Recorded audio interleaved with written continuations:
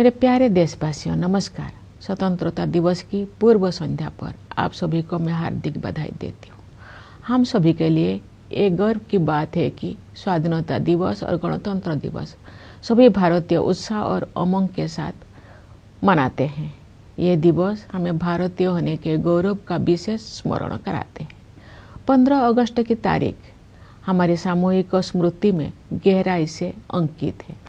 औपनिवेशिक शासन की लंबी अवधि के दौरान देशवासियों की अनेक पीढ़ियों ने ये सपना देखा था कि एक दिन देश स्वाधीन होगा।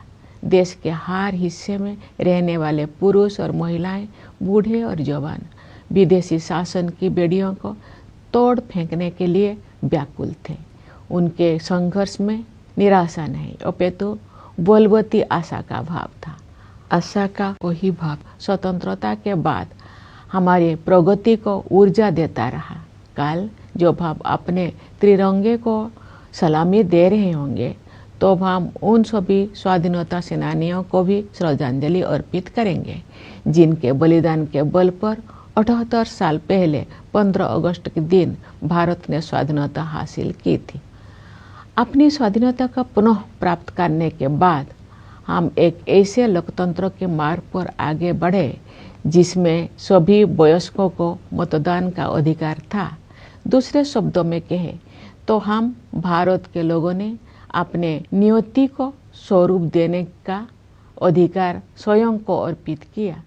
अनेक लोकतांत्रिक व्यवस्थाओं में जेंडर, रिलीजियन तथा अन्य आधारों पर लोगों के मताधिकार पर पाबंदियां होती थी, परंतु हमने ऐसा नहीं किया। चुनौतियों के बावजूद भारत के लोगों ने लोकतंत्र को सफलतापूर्वक अपनाया। लोकतंत्र को अपनाना हमारी प्राचीन लोकतांत्रिक मूल्यों की सहज अभिव्यक्ति थी। भारत भूमि विश्व के प्राचीनतम गणराज्यों की धरती रही है। इसे लोकतंत्र की जननी कहना सर्वथा उचित है। हमारे द्वारा अपनाए गए संविधान की आधारशिला पर हमारी लोकतंत्र का भवन निर्मित हुआ है। हमने लोकतंत्र पर आधारित ऐसी संस्थाओं का निर्माण किया जिनसे लोकतांत्रिक कार्यशैली को मजबूती मिली। हमारे लिए हमारा संविधान और हमारे लोकतंत्र सर्वोपरि है।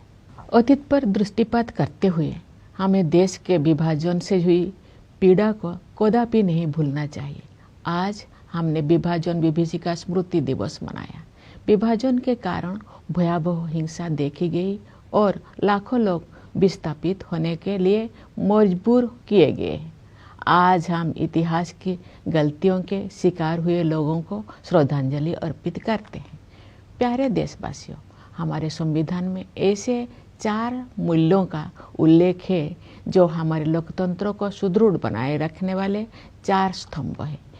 ये मूल्य है न्याय, स्वतंत्रता, समता और बंधुता। ये हमारी सभ्यता के ऐसे सिद्धांत हैं जिन्हें हमने स्वाधीनता संग्राम के दौरान पुनः जीवंत बनाया है। मेरा मानना है कि इन सभी मूल्यों के मूल में व्यक्ति की गरिमा की अवधारणा विद्यमान है। प्रत्येक व्यक्ति समान है और सभी को ये अधिकार है कि उनके साथ गरिमापूर्ण व्यवहार हो। स्वास्थ्य सेवाओं और शिक्षा सुविधाओं तक सभी की समान पहुंच होने चाहिए। सभी को समान अवसर मिलने चाहिए। जो लोग पारंपरिक व्यवस्था के कारण वंचित रह गए थे, उन्हें मदद की जरूरत थी। इन सिद्धांतों को सर्वोपरि रखते हुए हमने 1947 में एक नई यात्रा शुरू की। विदेशी हुकूमत की लंबी अवधि के बाद स्वाधीनता के समय भारत घोर गरीबी से जूझ रहा था, लेकिन तब से अब तक के 78 वर्षों में हमने सभी क्षेत्रों में असाधारण प्रगति की है। भारत ने आत्मनिर्भर राष्ट्र बनने के मार्ग पर काफी दूरी तय कर ली है और प्रबल आत्मविश्वास के साथ आगे बढ़ता जा रहा है। आर्थिक क्षेत्र में हमारी उपलब्धियां साफ साफ देखी जा सकती है। पिछले वित्त वर्ष में 6.5% की सकल घरेलू उत्पाद वृद्धि दर के साथ भारत दुनिया की प्रमुख अर्थव्यवस्था में सबसे तेजी से बढ़ने वाले देश है। वैश्विक अर्थव्यवस्था में व्याप्त समस्याओं के बावजूद घरेलू मांग में तेजी से वृद्धि हो रही है। मुद्रास्फीति पर नियंत्रण बना हुआ है, निर्यात बढ़ रहा है। सभी प्रमुख संकेतक अर्थव्यवस्था की मजबूत स्थिति को दर्शा रहे हैं। ये हमारे श्रमिक और किसान भाई बहनों की कड़ी मेहनत और समर्पण के साथ साथ सुविचारित सुधारों और कुशल आर्थिक प्रबंधन का भी परिणाम है। सुशासन के माध्यम से बड़ी संख्या में लोगों को गरीबी से बाहर निकाला गया है। सरकार गरीबों के लिए अनेक कल्याणकारी योजनाएं चला रही है। जो लोग गरीबी रेखा से ऊपर तो आ गए हैं लेकिन मजबूत स्थिति में नहीं है, उनको भी ऐसे योजनाओं की सुरक्षा उपलब्ध है ताकि वे फिर से गरीबी रेखा से नीचे ना चले जाए। ये कल्याणकारी प्रयास सामाजिक सेवाओं पर बढ़ते खर्च में परिलक्षित होते हैं। आय की असमानता कम हो रही है, क्षेत्रीय असमानताएं भी कम हो रही है। जो राज्यों और क्षेत्र पहले कमजोर आर्थिक प्रदर्शन के लिए जाने जाते थे, वे अब अपनी वास्तविक क्षमता प्रदर्शित कर रहे हैं और अग्रणी राज्य के साथ बराबरी करने की दिशा में आगे बढ़ रहे हैं। हमारे अग्रणी व्यवसायियों, लघु एवं मध्यम उद्यमियों और व्यापारियों ने हमेशा कुछ कर गुजरने की भावना का परिचय दिया है। समृद्धि के सृजन के मार्ग में आने वाली रुकावटों को दूर करने की आवश्यकता थी। पिछले एक दशक के दौरान बुनियादी ढांचे में हुए विकास में ये स्पष्ट रूप से दिखाई देता है। हमने भारतमाला परियोजना के तहत राष्ट्रीय राजमार्ग नेटवर्क का विस्तार और सुदृढ़ीकरण किया है। रेलवे ने भी नवाचार को प्रोत्साहन दिया है तथा नवीनतम टेक्नोलॉजी से युक्त नई तरह की रेलगाड़ियों और डिब्बे का उपयोग किया जाने लगा है। कश्मीर घाटी में रेल संपर्क का शुभारंभ करना एक प्रमुख उपलब्धि है। शेष भारत के साथ घाटी का रेल संपर्क उस क्षेत्र में व्यापार और पर्यटन को बढ़ावा देगा और नई आर्थिक संभावनाओं के द्वार खोलेगा। कश्मीर में इंजीनियरिंग के ये असाधारण उपलब्धि हमारे देश के लिए एक ऐतिहासिक माइलस्टोन है। देश में शहरीकरण तेज गति से हो रहा है, इसलिए शहरों की स्थिति सुधारने पर सरकार विशेष ध्यान दे रही है। शहरी परिवहन के प्रमुख क्षेत्रों पर विशेष ध्यान देते हुए सरकार ने मेट्रो रेल सुविधाओं का विस्तार किया है। पिछले एक दशक के दौरान मेट्रो रेल सेवा की सुविधा से युक्त शहरों की संख्या कई गुना बढ़ गई है। शहरों के कायाकल्प और शहरी परिवर्तन के लिए अटल मिशन यानी अमृत ने ये सुनिश्चित किया है कि अधिक से अधिक घरों में नल से पानी की भरोसेमंद आपूर्ति हो और स्टोरेज कनेक्शन सुविधा उपलब्ध हो। सरकार ये मानती है कि जीवन की बुनियादी सुविधाओं पर नागरिकों का हक बनता है। जल जीवन मिशन के तहत ग्रामीण घरों में नल से जल पहुंचाने में प्रगति हो रही है। अपने तरह के विश्व की सबसे बड़ी स्वास्थ्य सेवा योजना आयुष्मान भारत के अंतर्गत विभिन्न कदम उठाए गए हैं। उन प्रयासों के परिणाम स्वरूप स्वास्थ्य सेवा के क्षेत्र में हम क्रांतिकारी बदलाव देख रहे हैं। इस योजना के तहत अब तक 55 करोड़ से अधिक लोगों को सुरक्षा कवच प्रदान किया जा चुका है। सरकार ने 70 वर्ष और उससे अधिक आयु के सभी वरिष्ठ नागरिकों को इस योजना की सुविधा उपलब्ध करा दी है, चाहे उनकी आय कितना भी हो। स्वास्थ्य सेवाओं तक पहुंच से जुड़ी असमानताएं दूर होने से गरीब और निम्न मध्यम वर्गों के लोगों को भी सर्वोत्तम संभव स्वास्थ्य सेवाएं उपलब्ध हो रही है। इस डिजिटल युग में ये स्वाभाविक है कि भारत में सबसे अधिक प्रगति सूचना प्रौद्योगिकी क्षेत्र में हुई है। लगभग सभी गांव में 4G मोबाइल कनेक्टिविटी उपलब्ध है। शेष कुछ हजार गांव में भी ये सुविधा शीघ्र ही पहुंचा दी जाएगी। इससे डिजिटल भुगतान तकनीकी को बड़े पैमाने पर अपनाना संभव हो पाया है। डिजिटल भुगतान के क्षेत्र में भारत कम समय में ही विश्व का अग्रणी देश बन गया है। इससे डायरेक्ट बेनिफिट ट्रांसफर को भी बढ़ावा मिला है तथा लक्षित लाभार्थियों तक कल्याणकारी भुगतान बिना किसी रुकावट और लीकेज के पहुंचना सुनिश्चित हो रहा है। दुनिया में होने वाले कुल डिजिटल लेन देन में से आधे से अधिक लेन देन भारत में होते हैं। ऐसे बदलाव से एक गतिमान डिजिटल अर्थव्यवस्था का निर्माण किया गया है, जिसका योगदान देश के सकल घरेलू उत्पाद में साल दर साल बढ़ रहा है। आर्टिफिशियल इंटेलिजेंस टेक्नोलॉजिकल एडवांसमेंट का अगला चरण है जो हमारे जीवन में अपना स्थान बना चुका है। सरकार ने देश के एआई क्षमताओं को मजबूत करने के लिए इंडिया एआई मिशन शुरू किया है। इस मिशन के तहत ऐसे मॉडल विकसित किए जाएंगे जो भारत की विशिष्ट आवश्यकताओं को पूरा करेंगे। हमारी आकांक्षा है कि वर्ष 2047 तक भारत एक ग्लोबल एआई हब बन जाए। इस दिशा में सामान्य लोगों के लिए तकनीकी प्रगति का सर्वोत्तम उपयोग और प्रशासन व्यवस्था में सुधार करके उनके जीवन को बेहतर बनाने पर विशेष ध्यान दिया जाएगा।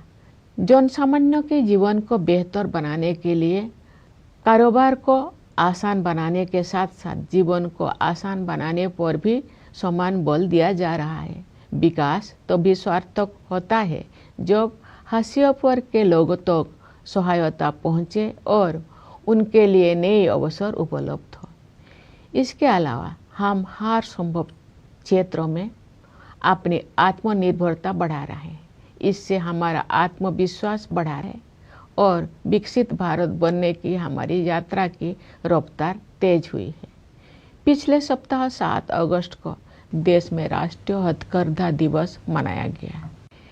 इस दिवस को मनाने का उद्देश्य हमारे बुनकरों और उनके उत्पादों का सम्मान करना है। हमारे स्वाधीनता संग्राम के दौरान 1905 में शुरू किए गए स्वदेशी आंदोलन की स्मृति में वर्ष 2015 से ये दिवस हर साल मनाया जाता है।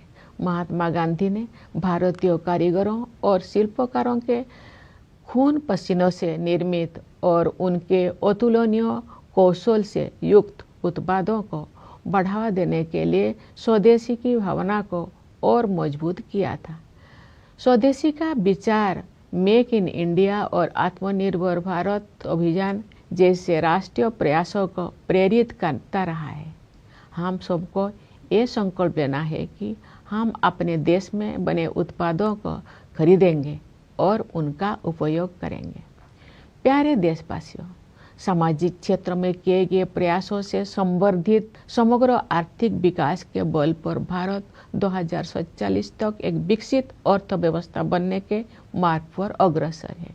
मैं समझती हूँ कि अमृत काल के इस दौर में आगे बढ़ते जाने की राष्ट्रीय यात्रा में सभी देशवासी यथाशक्ति अपना सर्वाधिक योगदान देंगे। मेरा मानना है कि समाज के 3 ऐसे वर्ग हैं जो हमें प्रगति के इस मार्ग पर आगे बढ़ाएंगे। ये 3 वर्ग है हमारे युवा, महिलाएं और वे समुदाय जो लंबे समय से हाशिए पर रहे हैं। अंततः हमारे युवाओं को अपने सपनों को साकार करने के लिए अनुकूल परिस्थितियां मिल गई है। राष्ट्रीय शिक्षा नीति के माध्यम से दूरगामी बदलाव किए गए हैं। शिक्षा को जीवन मूल्यों से तथा कौशल को परंपरा के साथ जोड़ा गया है। रोजगार के अवसर तेजी से बढ़ रहे हैं। उद्यमिता की आकांक्षा रखने वाले लोगों के लिए सरकार ने सर्वाधिक अनुकूल वातावरण उपलब्ध कराए हैं। युवा प्रतिभाओं की ऊर्जा से शक्ति प्राप्त करके हमारे आंतरिक कार्यक्रम का अभूतपूर्व विस्तार हुआ है। मुझे विश्वास है कि शुभांशु शुक्ला की इंटरनेशनल स्पेस स्टेशन की यात्रा ने एक पूरी पीढ़ी को ऊंचे सपने देखने की प्रेरणा दी है। ये अंतरिक्ष यात्रा भारत के आगामी मानव अंतरिक्ष उड़ान कार्यक्रम गगनयान के लिए अत्यंत सहायक सिद्ध होगी। नए आत्मविश्वास से भरपूर हमारे युवा खेल जगत में अपनी पहचान बना रहे हैं। उदाहरण के लिए शतरंज में आप भारत के युवाओं का जैसा वर्चस्व है वैसा पहले कभी नहीं था। राष्ट्रीय खेल नीति 2025 में निहित विजन के अनुरूप हम ऐसे आमूल बदलाव की परिकल्पना कर रहे हैं जिसके बल पर भारत एक वैश्विक खेल महाशक्ति के रूप में उभरेगा। हमारी बेटियां हमारे गौरव हैं। वे प्रतिरक्षा और सुरक्षा सहित हर क्षेत्र में अवरोधों को पार करके आगे बढ़ रहे हैं। खेलकूद को उत्कृष्टता, सशक्तिकरण और क्षमताओं का महत्वपूर्ण संकेतक माना जाता है। विश्व शतरंज चैंपियनशिप के लिए फीडे महिला विश्व कप का फाइनल मैच 19 वर्षों के भारत की एक बेटी और 38 वर्षों की एक भारतीय महिला के बीच खेला गया। ये उपलब्धि पीढ़ी दर पीढ़ी हमारी महिलाओं में विद्यमान विश्व स्तर की सतत उत्कृष्टता को रेखांकित करती है। रोजगार में भी जेंडर गैप कम हो रहा। नारी शक्ति बंधन अधिनियम से महिला सशक्तिकरण अब केवल एक नारा ना रहकर यथार्थ बन गया है। हमारे समाज का एक बड़ा हिस्सा अनुसूचित जाति, अनुसूचित जनजाति, पिछड़ा वर्ग और अन्य समुदायों के लोगों का है। इन समुदायों के लोग अब हाशिए पर होने का टैग हटा रहे हैं। उनकी सामाजिक और आर्थिक आकांक्षाओं को साकार करने के लिए सक्रिय प्रयासों के माध्यम से सरकार उनकी सहायता करती आ रही है। अपनी वास्तविक क्षमता को हासिल करने की दिशा में भारत अब और अधिक तेज गति से आगे बढ़ रहा है। हमारे सुधारों और नीतियों से विकास का एक प्रभावी मंच तैयार हुआ है। इस तैयारी के बल पर मैं एक ऐसे उज्जवल भविष्य को देख पा रही हूँ जहाँ हम सब अपनी सामूहिक समृद्धि और खुशहाली में उत्साहपूर्वक योगदान दे रहे होंगे। उस भविष्य की ओर हम भ्रष्टाचार के प्रति जीरो टॉलरेंस रखते हुए अनवरत सुशासन के साथ आगे बढ़ रहे हैं। इस संदर्भ में मुझे महात्मा गांधी की एक महत्वपूर्ण बात याद आ रही है। गांधी जी ने बताया था और मैं दोहराती हूँ, भ्रष्टाचार और दंभ लोकतंत्र के अनिवार्य परिणाम नहीं होने चाहिए। हम सब ये संकल्प ले कि गांधी जी के इस आदर्श को कार्य रूप देंगे और भ्रष्टाचार को समूल नष्ट करेंगे। प्यारे देशवासियों, इस वर्ष हमें आतंकवाद का दंश झेलना पड़ा। कश्मीर घूमने गए निर्दोष नागरिकों की हत्या कायरतापूर्ण और नितांत अमानवीय थी।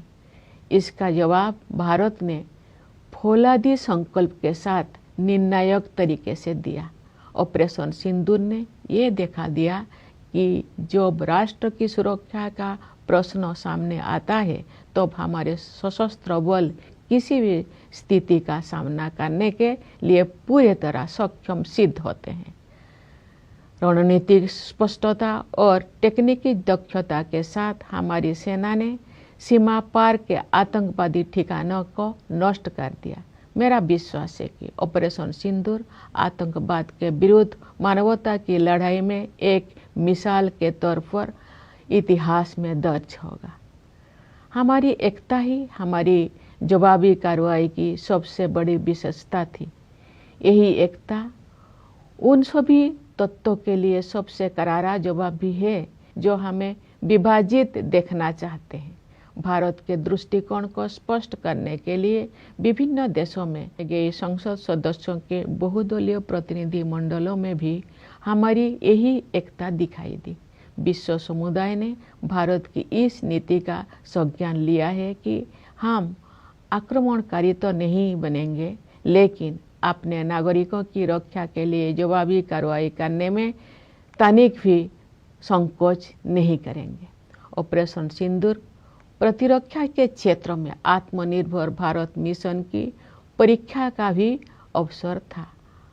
अब ये सिद्ध हो गया है कि हम सही रास्ते पर हैं।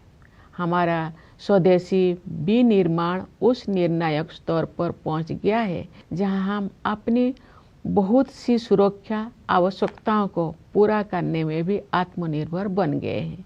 ये उपलब्धियां स्वाधीन भारत के रक्षा इतिहास में एक नए अध्याय का सूत्रपात है। प्यारे देशवासियों, इस अवसर पर मैं आप सभी से ये आग्रह करना चाहती हूँ कि पर्यावरण की रक्षा के लिए आप सब हर संभव प्रयास करें। जलवायु परिवर्तन की चुनौती का सामना करने के लिए हमें अपने आप में भी कुछ परिवर्तन करने होंगे। हमें अपनी आदतें और अपनी विश्व दृष्टि में बदलाव लाना होगा। हमें अपनी धरती, नदियाँ, पहाड़ों, पेड़ पौधे और जीव जंतुओं के साथ अपने संबंधों में भी परिवर्तन करना होगा। हम सब अपने योगदान से एक ऐसे पृथ्वी छोड़कर जाएं जहां जीवन अपने नैसर्गिक रूप में फलता फूलता रहे। प्यारे देशवासियों, हमारी सीमाओं की रक्षा करने वाले सैनिकों, पुलिस तथा केंद्रीय सशस्त्र पुलिस बलों की ओर मेरा ध्यान विशेष रूप से जाता है। मैं न्यायपालिका और सिविल सर्विसेज के सदस्यों को भी अपनी शुभकामनाएं व्यक्त करती हूँ।